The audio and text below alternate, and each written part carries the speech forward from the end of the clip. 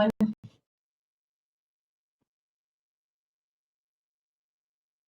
Here are 7 ways to deal with the difficult people.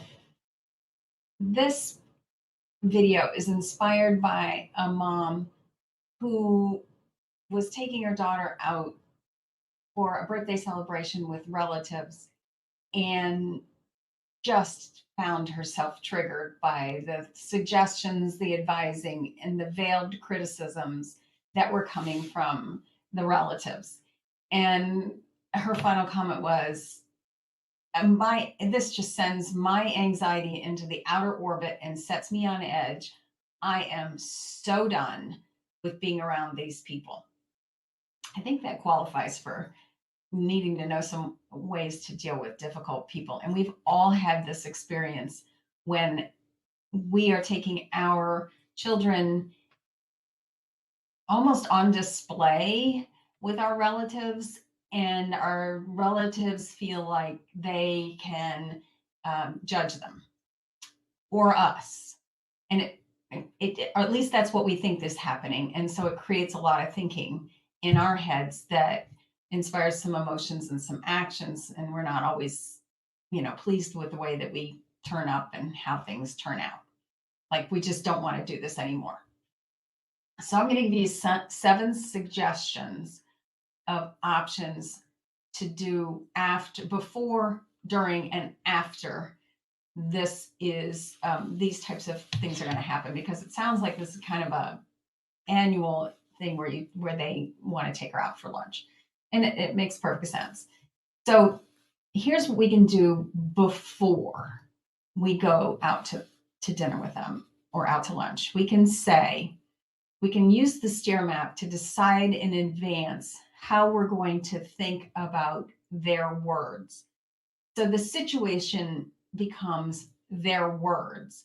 And we know from the STEER map that the situation is always neutral, that it's how we think about their words that makes us have that's the words that are created in our brain, and somehow our brain miraculously decides based on those words what hormones should be secreted so that we feel a certain sensation in our body.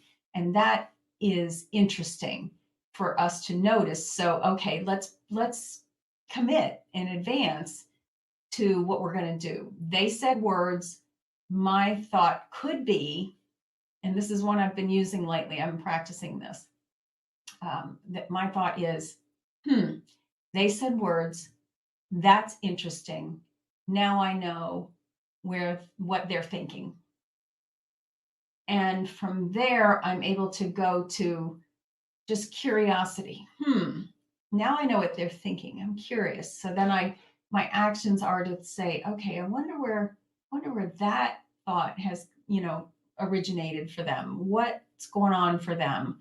What makes them feel like they need to make that comment? I just get curious about it. And then the result is whatever they say, I can learn something. I can figure it out. I can understand better, what's going on in that situation. So that's one way we can use a STEER map to decide in advance how we want to think about something, so that the emotion we get is curiosity. And that's really one of my favorite emotions. Okay, let me figure this out, because our brains love to figure things out.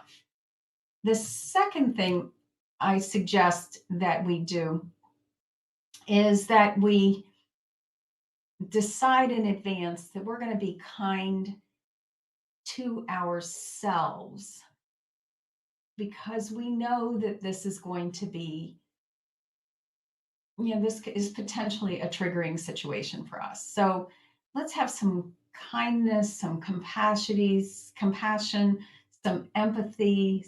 Try to experience some joy in the fact that we are noticing what's going on with our brains. We're noticing the thoughts, we're learning. Just watch ourselves in advance. Notice how we're handling the situation, and maybe it's better than we've ever handled these kinds of situations before. I mean, just sort of look back and say, all right, now what part of me gets triggered by the comments that they're making? What what is that thought that's happening in my mind? Where did I start thinking like that? Where did I start believing that I needed to justify how good of a mother I was or how wonderful a daughter I had? When did that start that I had to justify that I was good enough? Hmm. What was the first time I remember thinking that I hadn't measured up to somebody else's expectations? And can I give that child, me, the child that I was back then, some compassion and some kindness and some joy? Just think back to that time and say, wow, look at how far I've come since then. And wow, that poor what I would say to her right now is you are perfectly wonderful just the way you are. And you don't have to do anything to justify being loved. Just kind of go backwards and see in time, where did that where did that come from? And where did that cluster of thoughts originate? And then how far along have I kept them that I need to justify, that I'm a good enough mom or that I have a good enough child or whatever? It's just interesting to develop that self-compassion and kindness for ourselves. Now, here's my suggestions for sometimes when we're in the moment. When we're in the moment and we have been triggered and we can tell, like, the brain, the prefrontal cortex, the thinking part of our brain is offline, and really the midbrain is what's working. Like, the back brain is the one that's keeping me breathing. Okay, I'm noticing that I'm probably breathing faster, but that's all kind of automatic based on, my thought has triggered my limbic system and it wants me to leave. And so why don't we do that? Why don't we give ourselves a chance to escape? Just say, hey, I got to go to the bathroom right now. I'll be right back. And you leave and you just go to the bathroom and you notice what's happening. Oh my God, look at this. I'm breathing fast. I'm really mad. I'm tired of it. I'm sick and tired of it. Look at the thoughts. Look at the spin cycle that I've gotten myself in, that my brain it's happening in my brain right now. Look at all those thoughts spinning around. I can hardly even grab them. I'm so triggered. I'm so angry. It's like, what did they say? Ah, how could they say that? It's just triggering. It's just going, but I'm doing this in the bathroom so that I'm giving myself a bit of a break. I know that my daughter's going to be safe for the next 5 minutes with what's going on, and they're going to treat her well, and everybody's safe. Okay, that's good to notice too. I'm safe. I'm okay right this minute. And then just notice just take a bathroom break. I'm going, bye. And you don't say, that was the worst thing I ever heard from you, and it's all your fault that I'm upset. You don't say that because we know based on the steer map that anything anybody else does or says belongs in the situation line, and it's up to us to decide how we're going to react. So we just say, wait a minute, I'm just going to exit stage left here, and I'm going to take a little break, and I need to go to the bathroom or whatever, whatever it is. I need to go outside and breathe the fresh air or whatever it is that gets you out of that space and gives you a little bit of time, gives you room to process what's going on inside, to figure it out. What is this? And then when you're, back where you want to be, then you come back. Now, after the situation, and I just couldn't resist that gift. Look at that puppy dog. I mean, seriously. After the situation, here's what I suggest we do. We replay what happened in slow motion. Okay, they said that. I thought this, and oh my gosh, that had me triggered because it really made me feel angry. Okay, now I found the emotion. Now I'm going to feel that anger. I'm really going to feel that anger. I'm going to make it worse.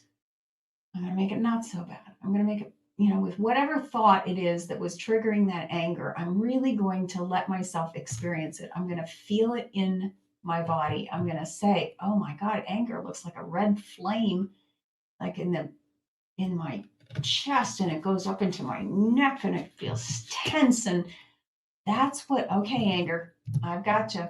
And then if we just feel that anger, it takes about 90 seconds. We can just feel that anger and tolerate the discomfort of that anger. Okay, now slow motion. All right, now I've processed that anger. All right, now let me think about what was going on. What were some of the thoughts going on in my head? Can I write those down? Can I do steer maps on them? Can I decide whether or not those are the thoughts I want to feel? And when I slow it down, I say to myself,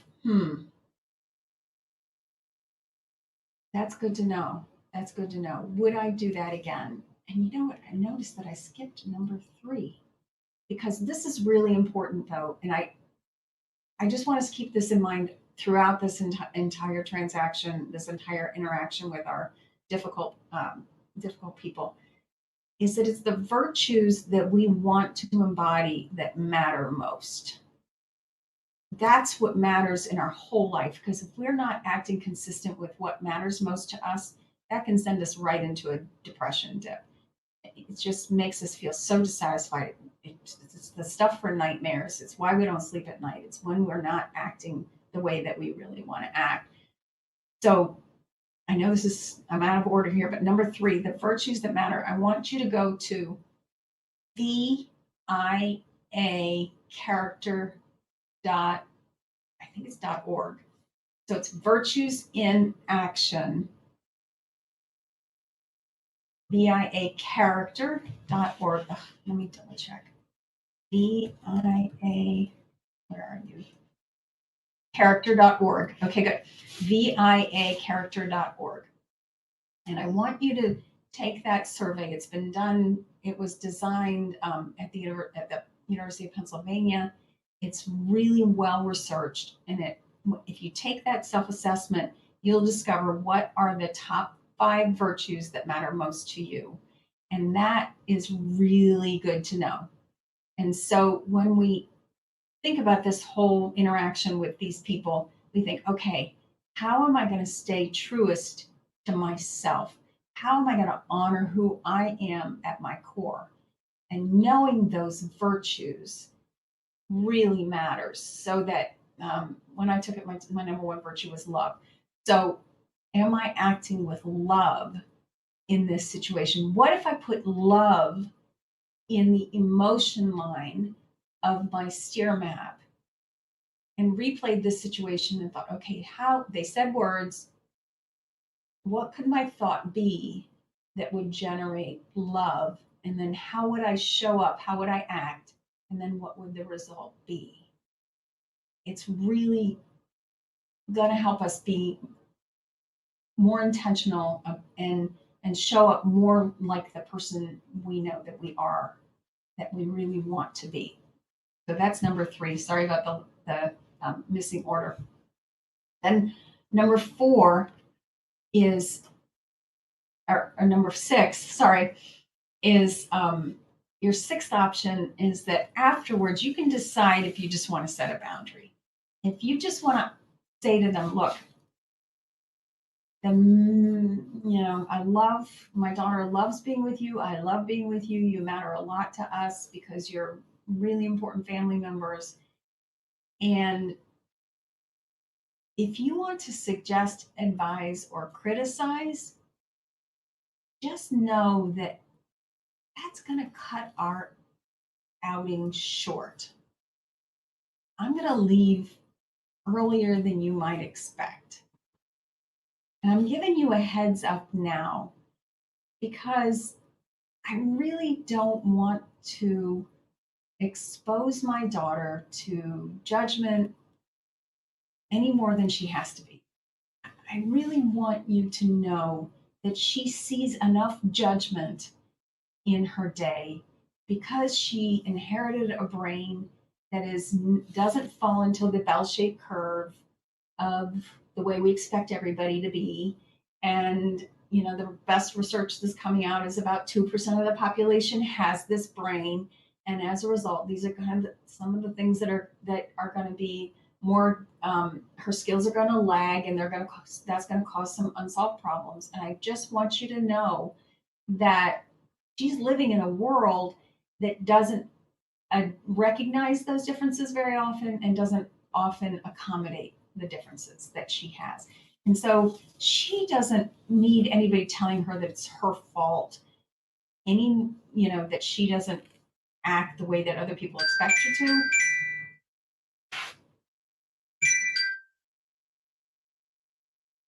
I am sorry. Oh, the meeting. So I'm going to set a boundary, and we're going to leave early.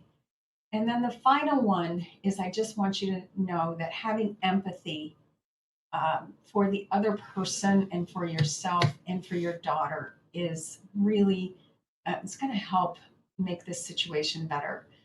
You realize how often that your daughter hears those suggestions, advice, and criticism, and you just want to give her a big hug.